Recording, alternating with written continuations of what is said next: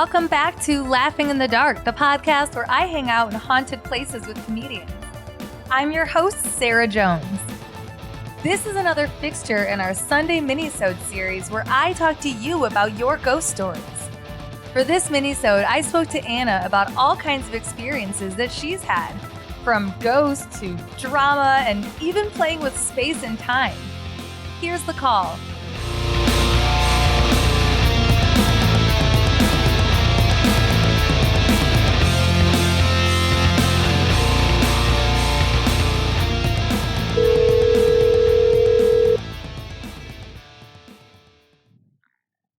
Hello? Hi, is this Anna? This is, yes. Hi, Anna. This is Sarah from Laughing in the Dark. How are you? I'm doing well. How about yourself? I'm doing well. I'm happy that we were able to get a hold of you. Oh, yes. I have a constant, I don't know if it's, honestly, I want to blame it on a ghost to make it a good story, but I have some extreme strange people who, I don't know, let's just talk about spirits. So, wait, I'm sorry, you said they were haters in the email that you sent us? What happened? Yes. I honestly don't have that full info. I am currently trying to find in the dumpster fire that is Brevard, North Carolina, a competent attorney and investigative journalist, et cetera, to figure out who is doing this. But several evidences I've found, there have been people, quote unquote, taking out contracts to piss in my cornflakes and different things like that. So you are clearly being haunted by the living. So that's something you're already dealing with. Well, that sucks. But you have a ghost story about the dead as well, potentially. Yes. Okay. Yes. Phenomenal. We'll go ahead and say that. You never know what it is. There's certainly all kinds of technology and abilities that allow weird things to happen. And that's kind of something I'm dealing with as well. You know, when you are born able to do different strange things, then sometimes people do not like that. I think that has something to do with it as well. The ability to do strange things? Yes. Like what? Flat shape shifting, things like that. What's that? You don't know that you know how to do that. What? I'm a little confused. Indulge me. Ask the people at the DOT in this environment. Anyway, I'm not exactly sure as to how that functions, so I'm not willing to go on the record speaking about it, to be perfectly honest. It makes me sound crazy, but at the same time, I do have somewhat of evidence that, you know, there's different ways to interact with space-time. So. Oh, well, that seems like a valuable skill to have. It does. I hope to learn more about it instead of constantly having my cell phones go missing and dog get fed sweet stuff and all kinds of stuff. Okay. Well, does that have to do with your ghost story, or is it just like another entirely different thing? It's a totally different thing. That's why I was kind of like, maybe I don't want to talk about that. Okay. Well, you know, the truth is I do live in a haunted house. We smell cigarette smoke and two different varieties of cigarette smoke, and they will interact. Wow. Things go missing. I assume that it is a human, that there is that possibility it could be that. But no, the truth is I used to be a ghost tour guide leader. So I saw a lot of weird things. And we're talking full apparitions. We're talking things on cell phones. You know, people take a picture, it looks creepy in the dark. See something there on their cell phone in front of them, and they take a picture of it, and you know that you saw it on the live view. There's a lot of things like that. Even pictures they took of me where you would have me talking on, and you would see a spirit behind me, acting like a 17-year-old kid or younger, kind of blabbing behind me doing the same thing. You know, chains moving, you name it. That became so normal that the Stanley ghost story that I really have actually was the first one that I knew that was a spirit, or at least that type of phenomenon that happened here in Brevard. And it was seen by another person, and it's kind of the signature ghost story that I can tell you. So, okay, so why don't we start from the beginning? Because it sounds like there's all kinds of stories kind of happening at once right now. Let's take that one story that you were going to tell and let's walk through it because I want to visualize what you experienced, and I think my listeners probably do too. Sounds good. Okay, so you said to start with what? Yeah, let's take one story. Yeah, let's walk. Tell me where this takes place so we can kind of look around us and see what you were seeing at the time. Okay, this happened about in 2005, I believe. I don't believe it was 2006. And it was here in Brevard, North Carolina, actually in Pisgah Forest. Now we have a national forest to the right, and it's got kind of a gate, and there's a few ice cream shops, there's a barbecue place, there's a fly fishing store with a hellbender on top of it, there's a Pizza Hut and a Walmart. I mean, not very a haunted place. To the left, you have the infamous DOT. You have across the street a gas station with a light that's kind of really obtrusively backlighting the entire scene. Okay? So the turn lanes go ahead and go. Sitting there with my ex-fiance before we got married, and we had not been talking about anything haunted. And it was not around Halloween. It wasn't a spooky place. It's not known to be haunted. There's nothing leading up to the creepies. You know what I mean? So we're sitting there. The pump has not been primed. There's this red car to the left, and it's kind of not a blue red. It's kind of an orangey red. It really grabbed my attention. I like cars. So I'm looking at the car. These girls get out and they run around the car. And they get back in. We're in a college town. We have 2 high schools. You know, people do these things. And they start hitting the gas to go on. Now, all I see from the position of where I'm sitting was the car and like a head above the car, sort of. And it looks like they're going to hit their friend. And I grew up with really conservative, risk-averse parents. I've heard every single version of don't hurt yourself, and that's one of them. Don't do that particular activity because someone will get run over. And I about screamed. Well, they drive through that entity. And at that point, I realized she's wearing old kind of prairie sleeves. She has her hair down, but her skirt's lengthened. Her eyes are dark. They're kind of like the sockets. Mm-hmm. She has I don't know if you know anything about Civil War era dresses, but it's a small bell hoop. It's not a big one. And the skirt is picked up at the bottom with flounces and bows. And she's gliding across the intersection. Whoa. Right. Now, I had seen a few things when I was a little kid, and my parents just said I was imagining it. But here, without any sort of, priming the pump or storage or anything, was what we consider a ghost. And so your ex-husband saw it too? Yeah, she continues to stare at me, and I don't know if she picked up on me or what, but she's locked in eye contact with me. And I go ahead and just kind of try to use telepathic energy, and I say, can you please show Matt? And as she is looking at me, it's almost like she understood. Her face changed a little. And she looked at Matt, and he grabbed my leg. There's no words, no anything, just nailed into my leg like, oh, crap, Mm-hmm. She looks back at me, and she starts to lose form.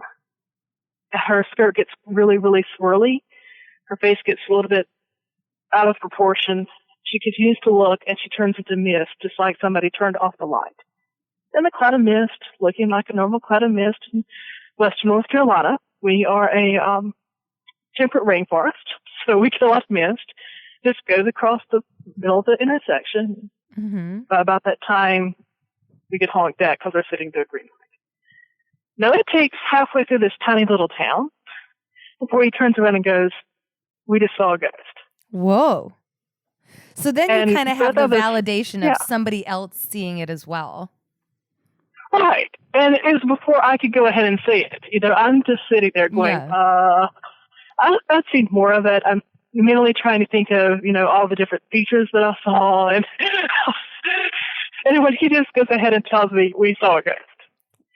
But and I knew I'm we had sure seen that the real was in some ways pretty validating for you, being someone who has had so many paranormal experiences since you were little, whose parents kept saying, "Oh, you're just imagining it," or whatever. But to have your boyfriend or your husband at the time to validate that to you, I'm sure that was in some way. I don't know if comforting is the right word. It was very comforting, and it wasn't just comforting. It was. It's validating of the whole situation I'm talking about with now. Yeah. But it was also comforting in the ghost was not scary. It was just, wow. It was awesome. Yeah. It's all inspiring. It was not fearful at all. There was no fear involved, which wow. Yeah. I normally thought it would creep me out. I normally thought I would scream, No, I just felt concerned for her, and I'm glad you didn't get run over. Just we're a little late to the party on worrying about your health. Right. So when that happened, it also brought us together. We were kind of going a little bit through a rough time. We have since separated, and then I'm in the middle of pursuing an annulment instead of a divorce.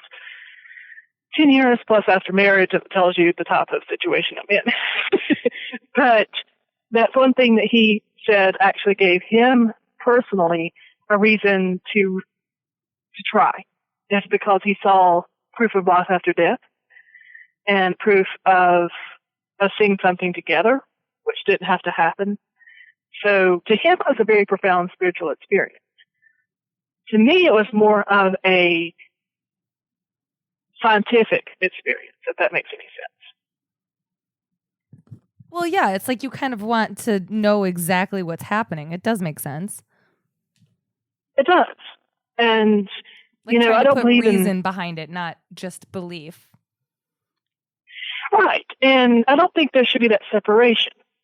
In my avocation, I'm having to deal with a lot of the fallout with erasure of heathen and Norse culture. And one of the normal things about that, there is no separation between the supernatural and the natural. There's just life, Yeah. So as I work through dealing with my family background, we pronounce it differently than people in Scandinavia do, but the family orlog and the weird things that have happened, I'm braiding in people's experiences from all over the world as far as entheogens and how medicine works. And by medicine, I mean like the way the Native Americans would use the word medicine. So I was already working on that path, and to be able to see that,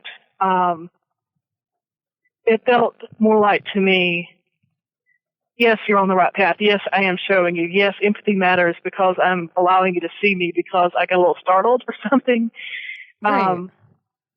Yeah, it seemed like more like that. And then when people think of natural and supernatural, technically we're using supernatural activity right now, using the radio and the phones and all kinds of different things. That technically is supernatural, but seeing a ghost is not supernatural because it is not extra natural life. Yeah. Like it's only supernatural if you don't understand that it's just natural. Right. It's where I guess we'll all end up like that. Maybe, I don't know. I'm not the person to tell you how you'll end up, but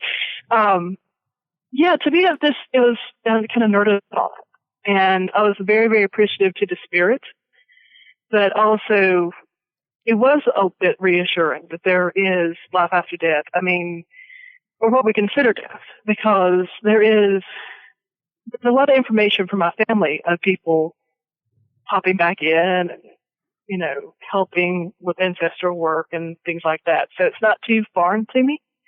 But, seeing is believing. It was nice to see. But again, it's kind of more of a secular nerding out experience for me. Yeah. So you have continued to experience spirits, not just this one that you and your ex-husband saw, but throughout your entire life. Right. Okay, and you the first see them. One I saw. Okay, go ahead. The first one I saw was about 3 in Savannah, Georgia. Excuse me, I'm outside. I have allergies. That's okay. So you said you were Savannah, 3 Georgia, years old and in Savannah, Georgia. there is there's a mirror in a old hotel room in there. And you know when you're a little kid and it's late at night and your parents are asleep and you just kind of pop up and start wandering around? I was looking in the mirror and this old man came out behind me. And he looked kind of like Colonel Sanders, a white suit. You're 3 years old, that's what you assume, you know.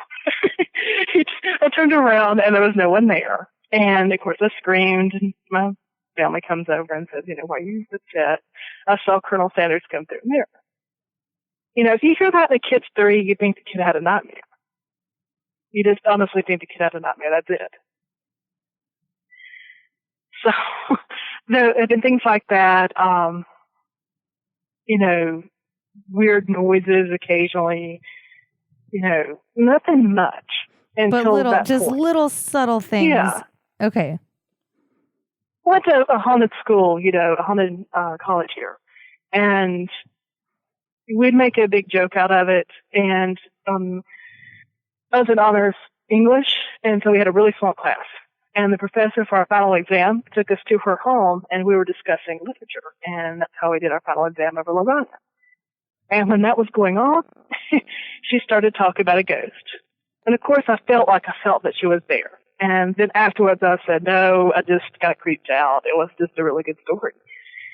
And other people said the same thing. You know, we all participated. We all felt like she was there, and then we all know it didn't happen. Yeah. And then about 2 years later, this happened. And I realized maybe that young woman was actually there in that home. Mm-hmm. The story about that is a woman committed suicide when she was young. Uh-huh. And then she regretted it, and she would come back and stand at the foot of the master bed, kind of like a young teenager trying to tell her mom and dad something important. And then she would kind of float around the house. And so when we were there, we kind of felt like she was there, and I felt like her hand touched my shoulder. But of course, I thought that was just And this was at your school that you went to? That was at professor's house. At the professor's house? Yeah. Okay. I'm just trying to follow it here. It's a lot of information. Yeah, you know? No, but it's fascinating. And what I find interesting is, I think this happens a lot when I do these ghost story calls, is that people will say, oh, well, like people just try to reason it away. Like, well, I saw this, but I thought maybe that. Like you were saying about when you were a kid, oh, like it could have been a nightmare. Or it could have been, you know, whatever it was.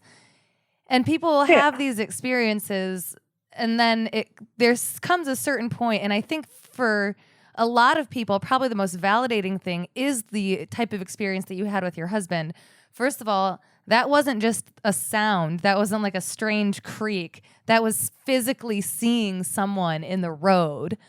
And to have somebody else next to you also see it and validate for you, it makes you really stop and go, okay, wait, this is something that does happen. And I kind of like how you said, and I really like that perspective, that it's not paranormal if it's just normal and we just don't understand it yet. It's not supernatural. I think there was a line in that show, The Haunting of Hill House, where he says something like, oh, I don't believe in the word supernatural. I think it's natural. We just don't understand it yet. That's exactly how I feel. I think that that's absolutely true. I have not seen that, but by definition, fantastic. It is not supernatural. Right. Well, exactly. Like it is just natural. It's just something that we don't understand.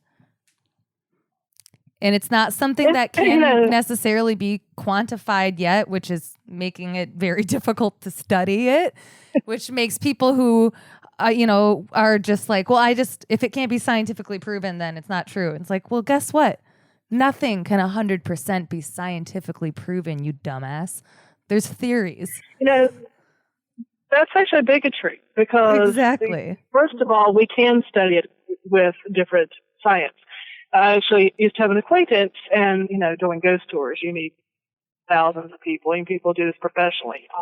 I actually helped with the camp stuff for a lot of the different groups that you see on TV, and then they would come over and bring sell $1,000 tickets to come hang out with them, and then I'll do the tours.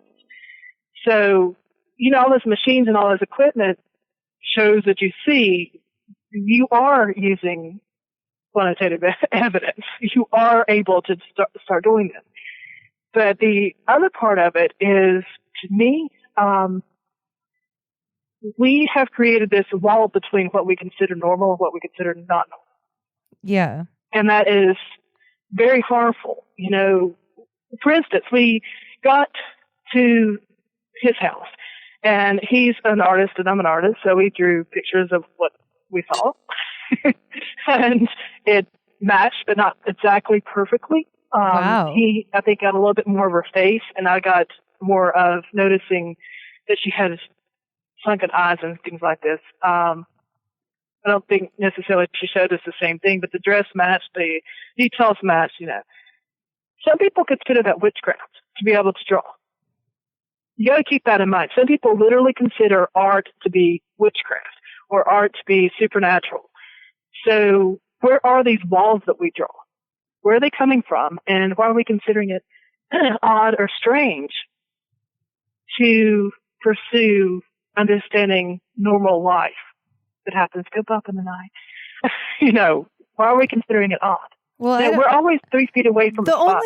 only thing that I shy away from when it comes to trying to scientifically measure the paranormal is that a lot of these measures that people use and say is scientific, quote unquote, isn't, because it's assuming the outcome of something, which is not the scientific method. So to say like, right. oh, well, this story. studies this, which is what ghost phenomena is. Like, no, you don't know what that is. You can study like sound waves. You can study all kinds of things. But it's like, for example, like when you go on a ghost hunting tour and they give you those little like ghost detectors or whatever the fuck they are. Retiring. It's complete bullshit because all of them should be going off at the exact same time if something's going on. But they all go off. I have had a few people mess with those. What's that? I'll correct you on that. What you're dealing with most of the time, okay, there's 3 different ghost meetings. First is a app or a joke device that allows people to get their jollies. So you take it around, it goes, whoop, whoop, whoop, ooh, we found a ghost. Okay, that's BS. Yeah. The second kind is a pseudoscientific sort of ghost meter that says yes, we have experienced odd things and therefore it is a ghost. That is kind of what you're saying. It presupposes the that's outcome, what I think I'm thinking and we of. cannot do that. Those little things that they like light up and it's supposed to mean that, yeah. I don't remember what they're called. They look like little walkie-talkies or something. Like that is the single most frustrating thing other than extremely drunk people and people who don't crowd their kids on a normal history-based ghost walk. I mean, can you imagine in the middle of telling a very in-depth, I don't know what that was, intriguing tale that you have to really pay attention to about U.S. history and also how to intersect with this ghost legend, and hear whoop, whoop, whoop, whoop. No, thank you. Yeah. No, I don't have a ghost up my nose or up my butt. Thank you so much for going ahead and putting it there. The other thing with that whole scenario is we have identified that certain things happen in anomalies with certain ability to detect them. So, you know, somebody said it got cold. Okay, so how can we go ahead and figure out what it got cold meant? So we figured out a infrared thermometer. And, you know, you can use them to go ahead and test your roast without opening the oven. So why not try to go ahead and use it on the air around you or the cold spot? Those things are testing the phenomenon. They're not saying it's a ghost. They're saying, hey, I have a cold spot. An anomaly. What is going on? Yeah. And those anomalies, I have seen it drop to, oh gosh, it was down to Nashville. It's on top of the basilica. And the tour guide's going on, and I have one of those pieces of equipment that they loan me. And I'm thinking it's kind of naive and obnoxious. But he says, you know, just go ahead and test it at the top of the facility. And it measured -4 degrees, and it's, gosh, probably 60 to 70 degrees outside. I thought, yeah, you have some sort of sensor, you know.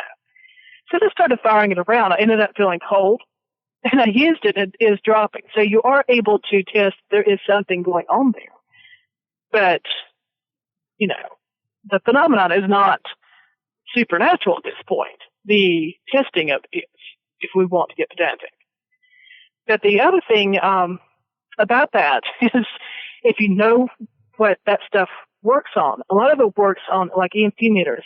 They work on electricity. So if you walk around and you pass a major bank of wires or hidden piping, or especially on the outside of a wall where someone has the circuit box, it will look like it's going off. And a lot of people try to think that is a ghost.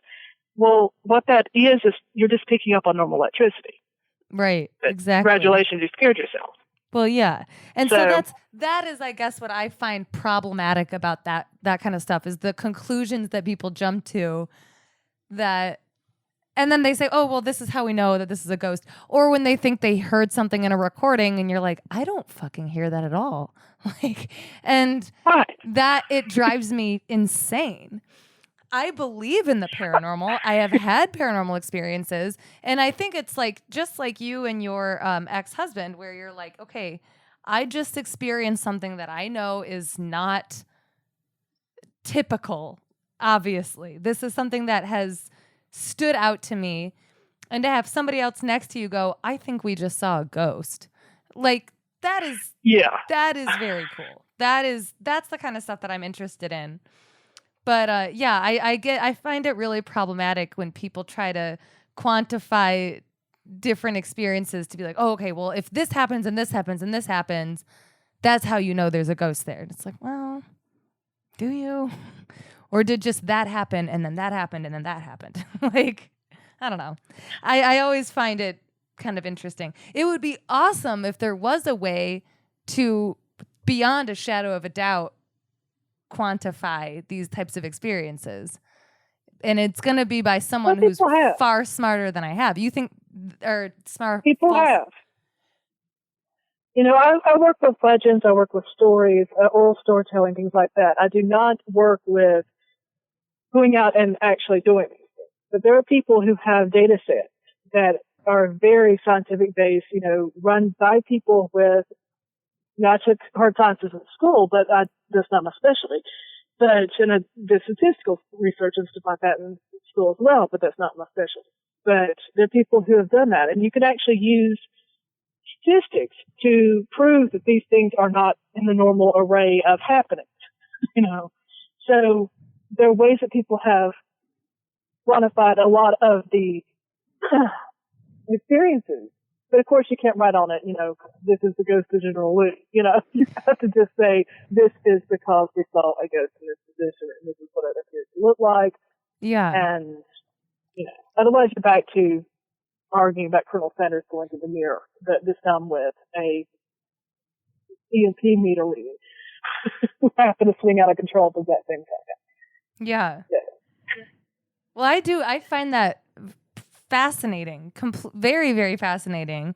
And I was stumbling over my words, but I was trying to say, like, yeah, it would have to be done by people that are far smarter than I am, you know? Because in my mind, it's just like, well, if you use a thermometer and say, well, this is just a very cold spot just right here, it's like, well, then that spot's just cold. Is there some kind of an explanation for it? Is there like some reason for a draft? Like, but I want to believe. I'm very Mulder on it. Like, I really want to believe, but I'm also Scully, and I'm very skeptical of it.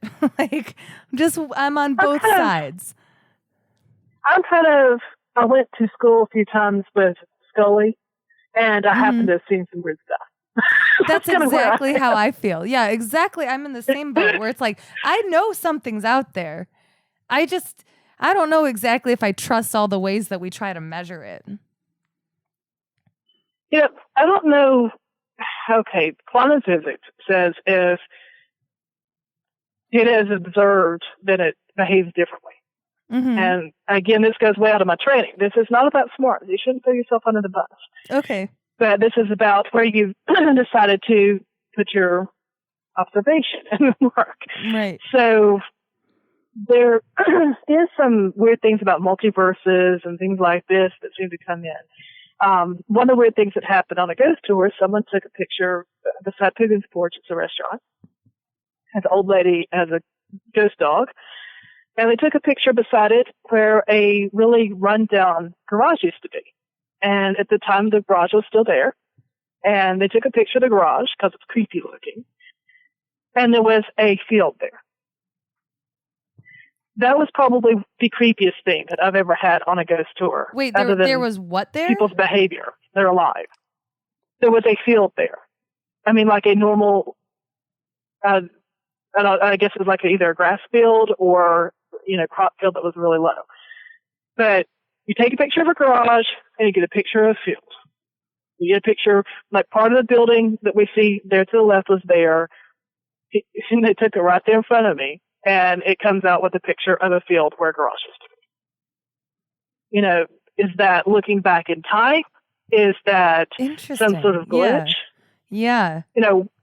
That is a little bit more creepy than a autonomous spirit that doesn't happen to have a body walking around doing normal spirit things that we do with bodies. Well, and it also, so it's basically like an object. You're saying like a garage? Is that the word that you were saying? Yeah. Okay, so imagine a restaurant with a garage next to it. Uh-huh. You take a picture that has a picture partially the restaurant, but also the garage because the garage looked really creepy to them. So like broken glass and stuff. And instead of the garage, you have a field where the garage used to be. I see. Okay, so it's like the picture came out differently than what's physically there at the time. So that brings up another theory about ghosts, so to speak. And it's that idea of like what you were saying about quantum physics, like with space-time overlapping of like, well, actually this could just be an echo of a different time. That's, I had a caller call in a few weeks ago and we talked about the idea that he had a spirit in his basement looking at him. And I thought, well, what if that guy is living in the 20s, but it's also right now? Like time is overlapping, And that guy's looking at you like you're a ghost. What? Right. I have actually snuck up on, those ghost meters and stuff, right? Just some people have those on tour. We did not carry those. We're not that type of tour company, and I did not work with those various companies or own them. So people would have this app that has, it looks like your average BS one, but it has a few things that are okay, like an EMP meter and a few things like this. So every time they walk past electricity, you're dealing with electricity. But the other thing they had was a thing, and it would work with people too. So if you're there talking, you would be able to see approximation of what we are saying. It never works in my accent. You always go through that phone, and it would, you could see what the tour guide was saying. And every once in a while, it would come up with other words. And one time, it was dead solid, and I'm giving my spiel, and then I stop, and the little kid says, "Look here." And it's after someone thought they saw a ghost, and the chain moved, and everything like that down the dungeon. Well, as soon as that happened, down in the dungeon? Said, is that what you just said? In a dungeon? Yeah. That's where the ghost tour is taking. Okay, but you didn't mention that. Where is this ghost tour? This was in Charleston, South Carolina. Now, I worked for one company that I won't mention, but they do a dungeon tour, a ghost tour, and a jail tour. Oh, my God, that sounds awesome. Jail is a old slave jail called a sugar house. So there's talk about haunted activity in that area. Okay. That area was too creepy for me. I got choked out in the jail. Oh, my God. And bad things used to happen. I was actually being videoed for my ghost story. The TV show. I don't know if you're familiar with it. It used to be on A&E. Yeah. So I got went out to California, did my bit there, and then doing B-roll at the jail. Now, I don't like being in the jail because it's musty and it's hot. I mean, it's a giant building made out of hellfire and brimstone, effectively, for temperature itself just normally, because it is a giant brick building, and in the middle of summer, it heats up to about 130 degrees. So, it's not a fun place to be in just without any spirit activity. So we're walking around in there, and I'm supposed to look like I'm looking at ghosts or whatever. And all of a sudden I can't breathe. I start coughing and coughing and coughing. And the camera guy freaks out. Oh, God. Okay, I'm just coughing. What's wrong? Yeah. And he finally puts it down and says, "Are you okay? Are you okay?" I had a finger dance into my neck as I was coughing. I don't know why he did not keep filming. I would have kept filming. Yeah. No, So wait, that's so what you we're had there fingerprints for. like going into your neck is what he saw? Yeah. Oh, my God. Yeah. Just imagine a visible hand choking somebody, what that would look like. I had that going on.